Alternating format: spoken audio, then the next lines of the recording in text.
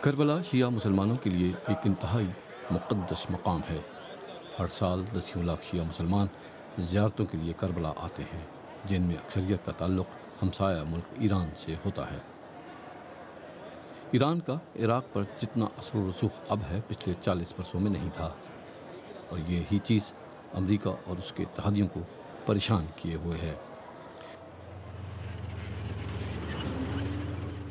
جب امریکہ عراق میں ایرانی اثر و رسوخ کی بات کرتا ہے تو اس کی مراد یہ جنگجو ہوتے ہیں۔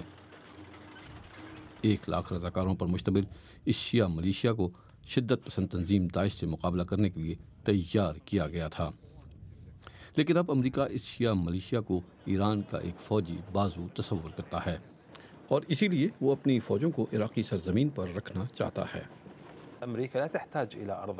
ایران پر نظر رکھنے کے لیے امریکہ کا عراق میں موجود ہونا ضروری نہیں۔ اس کے پاس نگرانی کے جدید ذرائع ہیں، سیٹلائٹس ہیں، ان کو ایران کے بارے میں سب کچھ معلوم ہے۔ کیا آپ اپنے جنگجوؤں اور امریکی فورسز کے درمیان ممکنہ تصادم کے خدشات کی وجہ سے پریشان ہیں؟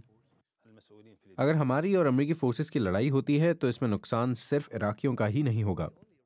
میں یاد دلانا چاہتا ہوں کہ جب امریکہ نے عراق پر یلغار کی تو اس کے بعد ہونے والی لڑائی میں 4000 سے زیادہ امریکی فوجی مارے گئے تھے۔ میں امریکی لوگوں سے کہنا چاہتا ہوں کہ آپ کے نوجوانوں کی زندگیاں بھی قیمتی ہیں۔ یہ صحیح ہے کہ ہمارا امریکی فوجی طاقت سے کوئی موازنہ نہیں، لیکن ہم ان کو بہت تکلیف پہنچا سکتے ہیں۔ شیعہ ملیشیا کو کسی بھی ممکنہ تصادم میں نقصانات کا بخوبی علم ہے۔ سنی شدت پسند گروہ داعش کے ساتھ لڑائی میں اس کے 30,000 افراد مارے گئے تھے۔ یہ جنگجو اپنے مذہب اور اپنے خاندانوں کا تحفظ کر رہے ہیں۔ 100% تنهار تدخل الدواعش يصير خرق یہ مجھے کہہ رہا ہے کہ اگر ہم یہاں نہیں ہوں گے تو دولت اسلامیہ اس سارے علاقے پر قابض ہو جائے گی، لیکن اب بہت سے عراقیوں کو خدشہ لاحق ہو چکا ہے کہ ان کا ملک ایران اور امریکہ کے مابین کسی بڑی چپقلش میں نہ چاہتے ہوئے بھی حصہ نہ بن جائے۔